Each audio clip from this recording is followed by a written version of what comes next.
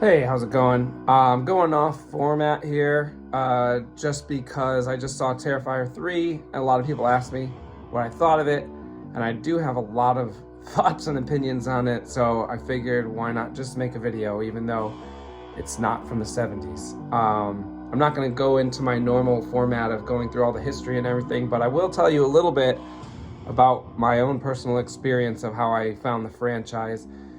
I think it was 2018, I went to go see Joe Bob Briggs in Yonkers at the Alamo Drafthouse. He was presenting a movie from the 80s called Special Effects and doing a lot of history and background in person about it.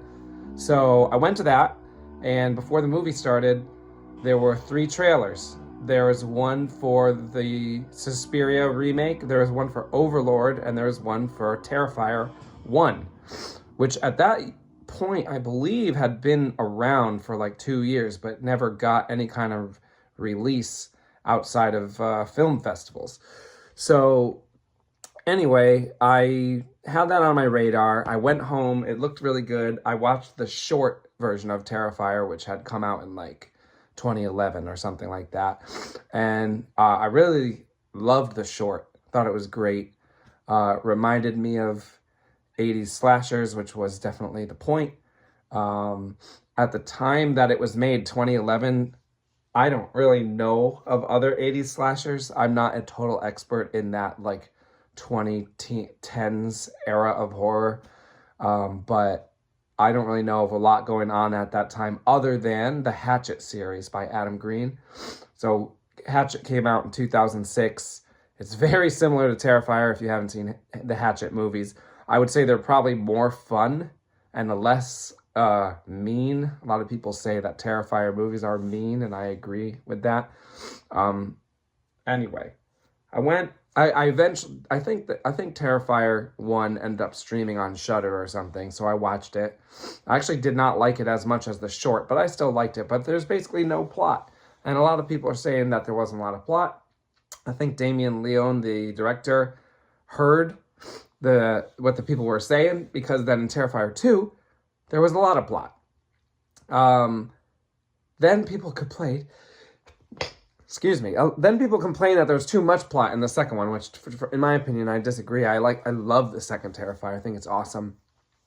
My favorite parts about Terrifier 2 are A, they added a plot, thank goodness. B, they added heroes, because there weren't really any in the first one. It was just Art the Clown killing people. And C, they added like more fantasy elements that were there in the short but removed for the first movie. So anyway, I was all in Terrifier 2, loved it. Terrifier 3 comes, can't wait to see it. Saw it last night. So I'm gonna say, I'm not saying it's bad. I don't usually say that about movies anyway. I'm not saying I didn't like it. I liked it, but not anywhere near as much as I liked the second one. I feel like, and I could be wrong, but I feel like Damien Leone like listens to people a lot, because they said there wasn't enough plot in the first one, so he put tons of plot in the second one.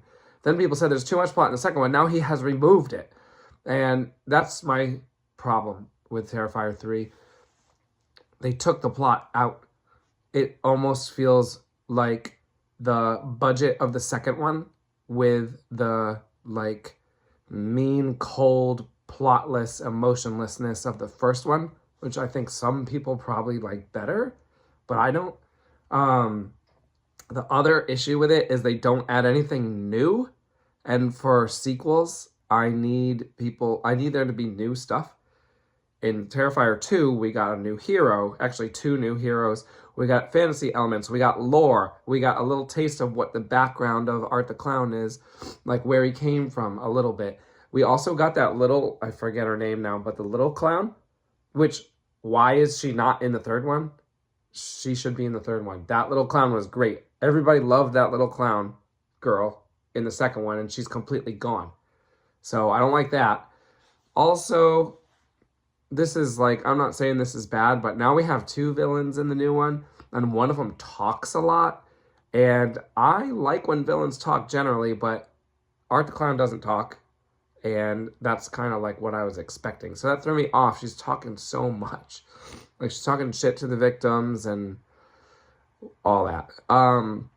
So, unfortunately, another thing is that we do not learn any more about Art the Clown, his background.